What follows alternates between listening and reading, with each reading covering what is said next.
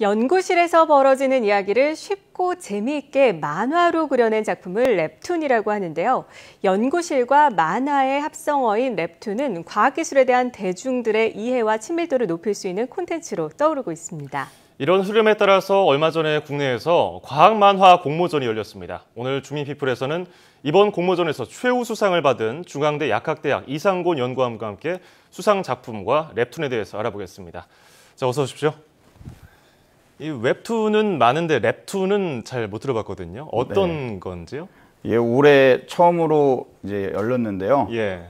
이제 과학자의 실험실에서 일어난 일과 어떤 만화의 그런 좀 합성을 해가지고 연구실 생활을 만화로 옮긴 것입니다. 예. 이번에 과학 만화 공모전에서 최우수상을 받으셨다고 들었는데 네. 어쩌다가 여기에 참여하시게 된 거예요? 제가 이제 평소에는 학교에서 과학적으로 이제 연구를 하는 사람인데 사실 과학으로 소통을 하는 분야에도 또 관심이 많아서 여기저기 어떤 과학 소통의 기회를 찾아보곤 하는데요. 이번에 한국과학창의재단에서 처음으로 과학 만화 공모전을 한다는 공고가 있어서 참여하게 됐습니다. 네, 이번에 랩툰은 만화가 협회와 협업으로 진행이 됐다고 들었는데 그 진행 과정에 대해서 좀 설명을 해주시죠. 네. 과학 만화 공모전은 두 분야로 진행이 됐는데요. 우선 만화를 본인이 직접 그리실 수 있는 그런 연구자분들은 혼자서 아이디어를 내고 그림을 그리는 공모전을 진행을 했고, 저같이 그림은 못 그리지만 만화로 나타낼 수 있는 아이디어가 있는 연구자의 경우 만화가와 1대1로 매칭을 해서 협업으로 공모전을 진행을 했습니다. 작업 과정은 우선 만화가에게 저의 어떤 아이디어들과 대사들을 전달을 했고, 만화가분들이 이제 간단한 콘티를 그려주셨습니다. 그 후에 만화가분과 함께 제 주변의 연구자들을 이야기하면서 캐릭터를 설정하고 또 여러 이야기들을 구성하였고요. 거기에 또 제가 과학적인 사실이나 지식들을 덧붙였습니다. 실제로 만화가님이 제가 실험하는 현장에 오셔서 뭐 실험하는 모습도 보는 등 많은 교류를 했습니다. 저는 사실 직접 그리신 줄 알았어요. 그 스티브 잡스가 사실은 뭐 아이폰 만들 때 기술자들을 불러서 기술은 모르니까 그렇게 아이디어를 냈던 것처럼 똑같이 하신 건데 이번에 수상한 작품이 최우수상 받은 게 I'm 3D 랩스타예요. 이 뭐 케이블 방송 프로그램에 비슷한 것 같은데 어떤 건가요? 네, 이게 처음에 이제 이것을 시작할 때 처음 아이디어는 일반 대중이 생각하는 연구실의 이미지랑 또 실제 제가 있는 연구실의 그런 모습의 차이가 있어서 이런 것들을 좀 친근하고 재미나게 전달하면 어떨까 하는 생각을 해서 시작을 했고, 또 이 보통 연구자들의 경우 원래 이제 하얀 가운을 입고 보안경을 쓰고 아주 치밀하게 연구를 하는 모습들이 대중들한테 익숙하지 않습니까? 근데 사실 이제 실험하다 보면은 저희도 뭐 이제 슬리퍼를 신기도 하고 후드티를 입는 등 이제 동네 굉장히 친근한 형 같은 그런 모습을 하는데요. 또 뭐 신약 개발을 한다고 하면은 굉장히 뭐 멋져 보이기 마련인데 실제 하는 작업들이 세포랑 쥐에게 뭐 밥을 주고 배설물을 처리하는 등 멋있어 보이기보다는 좀 힘들고 이런 3D 작업들이 많아서 이런 분들을 좀 재미나게 담아야 되겠다고 생각을 했습니다. 뭐 그런 부분에 있어서 또 제목도 뭐 I'm 3D 랩스타 뭐 이런 식으로 지었고요. 그렇군요. 이 만화가 과학에 대한 대중들의 흥미를 높일 수 있을 것으로 사실 보이는데 어떻게 이런 아이디어를 내게 된 겁니까? 일단은 대중들이 과학을 떠올릴 때 주로 빽빽한 글자들과 어떤 수식들, 복잡한 수식들을 생각하게 되는데요. 머리가 아파서 이제 과학을 싫어하는 경우가 많습니다. 이러다 보니까 그런 부분에 있어서 좀 친근하게 만화로서 장벽을 좀 낮추는 효과도 있을 테고요. 만화로 과학을 이미지화해서 이제 대중한테 전달하면서 텍스트도 어느 정도 활용을 해서 설명할 수 있다는 그런 장점이 있어서 만화가 대중에게 과학을 알리기에 굉장히 좋은 도구가 아닌가 생각합니다. 실제로 이런 장점을 이용해서 미국에서 조지 참이라는 로봇공학 박사가 97년부터 이공계 대학원의 실제 생활을 3-4컷 만화로 그려서 phdcomics.com이라는 웹사이트에 올렸는데요. 지금 그분이 이제 유명한 전문 만화가가 되셨고 이 웹사이트는 한 해 약 6,900만 명이 방문한 큰 웹사이트가 됐고요. 또 이 웹사이트에 실린 만화들을 책으로 찍어낸 게 한 해 10만 권 가까이 팔린다고 합니다.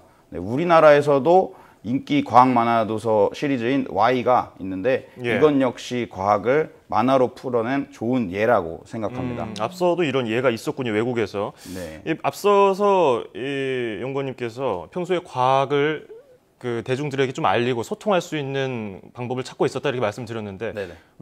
이 웹툰은 사실 10대, 20대, 30대 젊은 층들은 많이 알고 있고 접하고 있는데 네. 다른 연령층도 잘 모르겠거든요. 그럼 네. 다른 노력을 하셔야 될 것 같은데 어떻습니까? 네, 사실 저희도 이제 이거 웹툰 이외에도 예. 다양한 과학 소통 활동을 하려고 좀 노력하고 있고 예. 그런 것들의 이제 다양한 활동 중에 몇 가지를 말씀드리면 네. 이제 먼저 음악가들이 이제 거리에서 흔히 버스킹이라고 하는 네. 길거리 공연을 하지 않습니까? 그쵸. 그런 부분에서 아이디어를 얻어서 네. 저희가 즉석에서 이제 길거리에서 과학 실험을 하는 사이언스 버스킹이라고 하는 활동을 했고요. 와우. 또 과학을 암기 과목이라고 아는 그 중고등학생 학생들에게 과학의 진정한 재미를 알리기 위해서 뭐 강연 활동이나 과학 실험 활동들을 하였고 또 저희가 이제 고등학교 졸업하고 과학을 이제 등한시하는 경우가 있는데 그런 부분에서 착안을 해서 19세 미만 관람 불가인 과학 공연인 그런 사이언스 나이트 라이브 줄여서 SNL이라고 하는 예. 19군 과학 공연을 작년에 했고 올해 12월에도 할 예정입니다.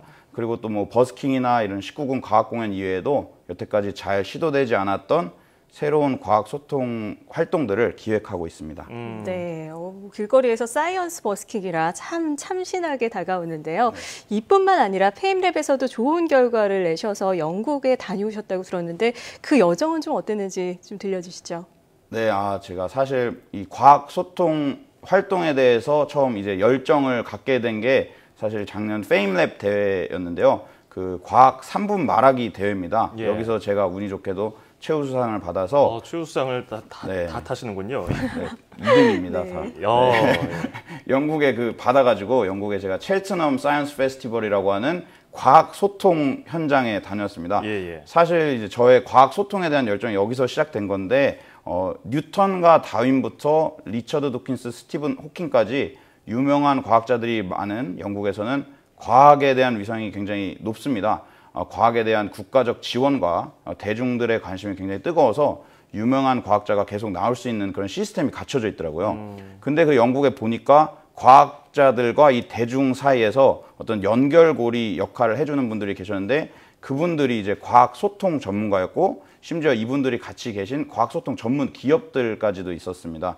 영국에서는 과학 소통 전문가를 사이언스 커뮤니케이터라고 과학 소통을 이제 본업으로 삼는 사람들이었는데요. 예. 그런 것들을 이제 보면서 과학 소통이라는 작업들이 굉장히 의미가 있구나. 그리고 또 제가 개인적으로 하다 보니까 예. 너무 재미가 있어가지고 계속 하게 되는 것 같습니다. 충분히 벤치마킹 할 만한 사안인 것 같고요. 네. 이 랩툰도 그런 의미에서 같은 맥락을 볼 수 있겠는데 네. 그렇다면 이 랩툰 언제쯤 볼 수 있고 어디서 볼 수 있을까요? 네.